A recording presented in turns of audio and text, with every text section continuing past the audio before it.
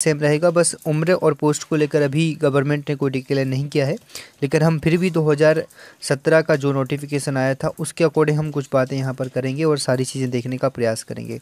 तो सबसे पहले इस कड़ी में आपको मैं पाठ्यक्रम से अवगत कराना चाहता हूँ, जो कि आपके सामने है। सिलेबस ये 2017 का जो पेपर हुआ था उसका सिलेबस आपकी स्क्रीन पर है और यही सिलेबस रहेगा, इसमें कोई भी विशेष परिवर्तन नहीं होगा। और ये पीवी ने ही एग्ज़ाम कराया था। आप देखेंगे इसमें यहाँ दिया गया है लिखित परीक्षा का जो पाठ्यक्रम होगा वो आपका 5 भागों में डिवाइड रहेगा। हम बात करते हैं कुल अंकों की, तो ये आपके 100 नंबर रहने वाले, 100 मार्क्स रहेंगे। पेपर रहेगा 5 भागों में, तो आप देख पा रहे हैं कि आपको 20 नंबर का एक भाग से रहेगा, अर्थात 20 नंबर का आपका जीके वाला पोर्शन रहेगा। उसमें कुछ जीएस का पार्ट भी आपका इंक्लूड रहेगा, एमपी जीके और जीएस का पार्ट आपको देखने को मिलेगा, जिसमें हिस्ट्री में सब कुछ आपको डिटेल में लेके जाऊंगा। फिलहाल तो मैं आपको बता रहा हूं कि क्या क्या पूछा जाएगा। सिलेबस को लेकर एक पूरा कंप्लीट डिटेल वीडियो बनाऊंगा मैं। उसके बाद हिंदी भी देखने को मिलेगी, आप देख पा रहे हैं यहाँ पर हिंदी भी 20 नंबर की देखने को मिलेगी। आपको अंग्रेजी भी 20 नंबर की यहाँ पर देखने को मिल रही है। गणित भी लगभग आपको जो मिलेगी वो भी 20 नंबर की मिलेगी। साथ ही साथ विज्ञान का पार्ट भी यहाँ पर जोड़ा गया है, तो विज्ञान भी आपको कितने नंबर की देखने को मिल रही है, ये भी आपको 20 नंबर की देखने को मिल रही है। तो ये सिलेबस रहा। आप यहाँ देखेंगे माध्यमिक शिक्षा मंडल 0+2 प्रणाली के अंतर्गत हाई स्कूल परीक्षा 10वीं का स्तर का पाठ्यक्रम होगा।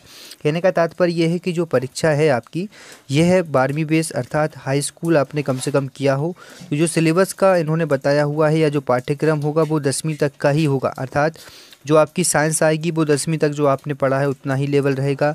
गणित का भी वही लेवल रहेगा, अंग्रेजी का भी रहेगा, सामान्य हिंदी और जो जीके रहता है वो थोड़ा अलग हो जाता है। इस पर आपको अलग से बुक पढ़नी पड़ती है। एमपी के बारे में जानकारी होना चाहिए, जीके जीएस के बारे में आपको पढ़ना होगा, वो मैं आपको बताऊँगा डिटेल से। दूसरा बिंदु आपको मैं देखने को यहाँ पर लेकर चलना चाहता हूँ। बिल्कुल मैं आपको पूरा डिटेल से बताऊंगा अजय जी। देखिएगा अब यहाँ पर दूसरी बात, सबसे पहले इंपॉर्टेंट बात है फिजिकल को लेकर। अब देखिएगा यहाँ पर जो शारीरिक मापदंड की बात की जाएगी, फिजिकल को लेकर बात की जाएगी, ज़रा यहाँ पर हम चर्चा कर लेते हैं। देखिएगा समिति द्वारा शारीरिक नापजोक में उपरोक्त पाए गए उम्मीदवारों को शारीरिक विवरता टेस्ट निम्नानुसार होगा। ज़रा इस बात को ध्यान से दीजिएगा। अब देखिएगा पहली बात की जा रही है 800 मीटर दौड़ की, दूसरी बात की जा रही है गोला फेंक की। अब यहाँ पर देखिएगा जो पुरुष होंगे पहरी में और ये महिलाओं का है, ये है पूर्व सैनिक जो होमगार्ड रहे हैं जो अप्लाई करते हैं, इनका क्या कोटा रहेगा अलग अलग रखा गया है।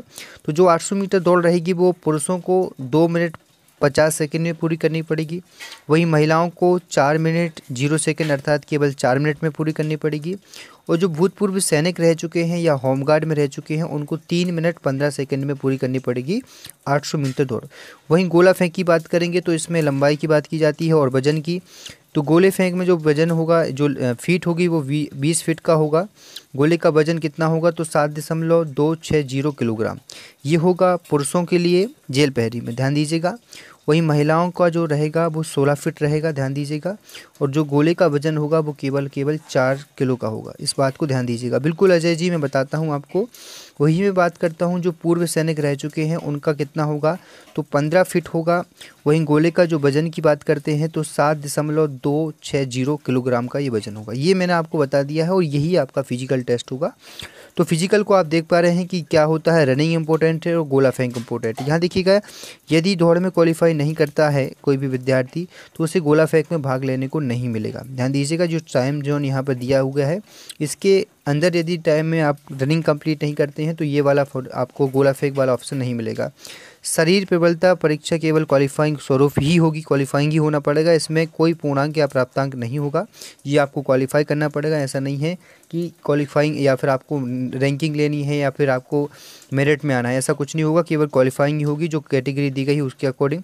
परीक्षा परिणाम से उम्मीदवारों को तुरंत मौके पर ही अवगत करा दिया जाएगा, तुरंत आपको पता चल जाएगा कि क्वालिफाइड है डिसक्वालीफाइड है।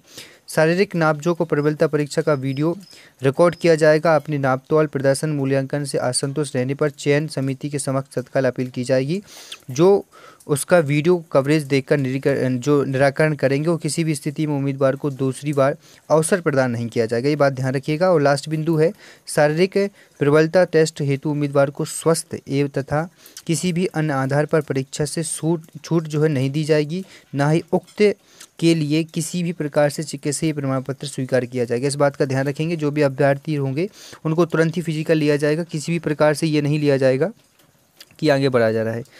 तो काफ़ी अभ्यर्थी जुड़ चुके हैं। ये बिल्कुल मैं अब इस पर पूरी चर्चा करूंगा, कब से फॉर्म भरे जाएंगे, क्या रहेगा। अब जरा एज की क्राइटेरिया देखिएगा। ये 2017 का नोटिफिकेशन मैं आपको पहले बता चुका हूँ। जो नियम पुस्तिका 2017 में पीबी ने बनाई थी उसके अकॉर्डिंग मैं चर्चा कर रहा हूँ। एक बात का ध्यान रखेंगे, यहाँ पर जो बात की गई है इसमें एज में काफ़ी डिस्टेंस देखने को मिलेगा आपको। यहाँ पर बात की गई है ये जो महिलाओं अनारक्षित आरक्षित है इसमें काफ़ी छूट मिली गई है, अब तो ज़्यादा हो चुकी है। जैसे कि आप देखेंगे 38% जो है अनुसूचित जाति जनजाति और जो आरक्षित वर्ग हैं, और जो अनारक्षित हैं उनको 33 है। ये बिल्कुल सेम रहेगी, इसमें कोई परिवर्तन नहीं किया गया है।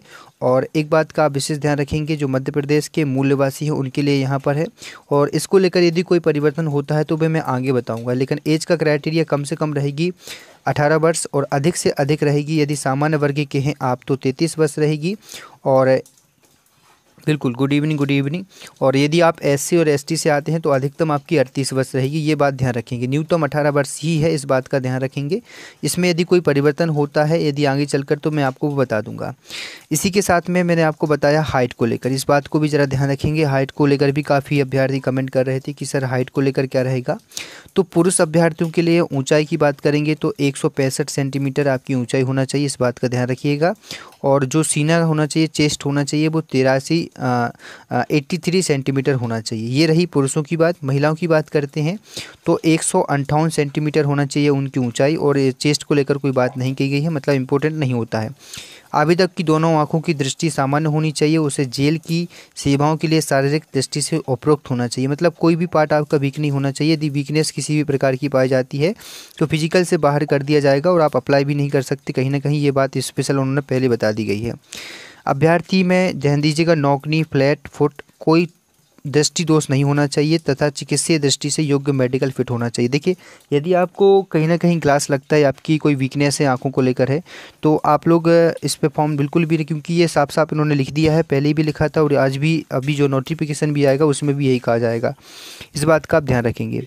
न्यूनतम शारीरिक अहंता पूर्ण करने वाले उम्मीदवार ही आवेदन करें। न्यूनतम शारीरिक अहंता से छूट का कोई प्रावधान नहीं है। अभ्यर्थियों को सूचित किया जाता है कि निर्धारित नापजोख पूर्ण नहीं करने पर उनके अभ्यर्थियों की जो अभ्यर्थता है क्वालिफाइड हो उसको निरस्त कर दिया जाएगा। देखिए, यदि आपने क्वालिफाई भी एग्जाम कर लिया, यदि आपकी आंखों में वीकनेस है तो आपको वहां से बाहर कर दिया जाएगा, इस बात का ध्यान रखेंगे। उन्होंने पहले ही कहा दिया है कि इस प्रकार के अभ्यर्थी नहीं चलेंगे, मतलब मेडिकल रूप से ऑलरेडी फिट होना चाहिए, आंखों में या फिजिकली कोई दिक्कत नहीं होना चाहिए।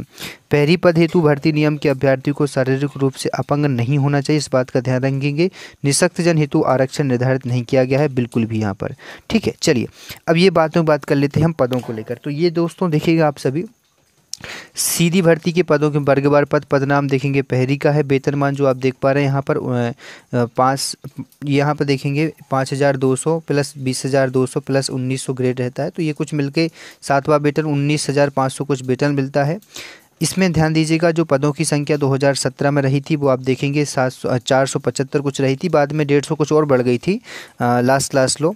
तो इसमें देखेंगे आपकी 475 कुछ पद हैं। इसमें आप देखेंगे अनारक्षित वर्ग के लिए जो थे 238 पद थे, अनुसूचित जाति के लिए तो 76 पद थे, अनुसूचित जनजाति के लिए 95 पद थे, अन्य पिछड़ा वर्ग के लिए 66 थे। इस प्रकार से 475 कुछ पद निकले हुए थे।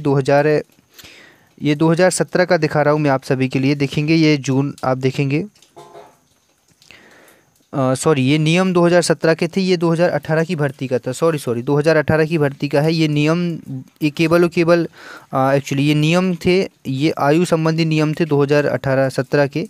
सही बात है, ये जो था 2018 का था, सॉरी मैं कंफ्यूज हो गया हूँ। 2018 के नियम है, ये जो भर्ती थी 2018 की थी, ये पदों की संख्या, ठीक है। इसके लिए मैं क्षमा चाहता हूँ, आपने याद दिला दिया, धन्यवाद।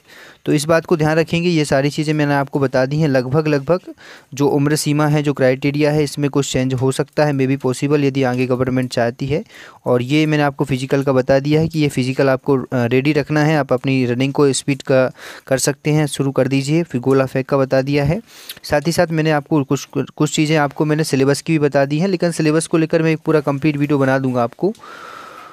हाँ बिल्कुल नोविस जी। और इसके अलावा नोटिफिकेशन तो नहीं आया है, लेकिन इतना यकीन कर रहे हैं कि आने वाले समय में आपके लिए जो भी इससे संबंधित जानकारी आप मुझे बता दीजिएगा। नोटिफिकेशन आउट नहीं है, एग्ज़ाम डेट भी हम फिक्स नहीं कह सकते, फिर भी जो भी जानकारी इसमें मैंने आपको बताई है कम्प्लीटली सही है। देन आपको आगे और कोई भी जानकारी की आवश्यकता हो तो मुझे कमेंट करके ज़रूर बताएंगे। कल मैं आपको डिटेल पार्ट बताऊँगा पूरा कि सिलेबस को कैसे कवर करना है। इसके अलावा मुझे बताइए कि आपको कोई कमेंट आवश्यकता है, किसी भी प्रकार का कोई डाउट हो रहा है इसमें। जी जी, पुराना ही है, मैं आपको बता रहा हूँ। चलिए, थैंक यू सो मच, और मैं कल फिर लाइव आऊँगा एक बार आप सभी के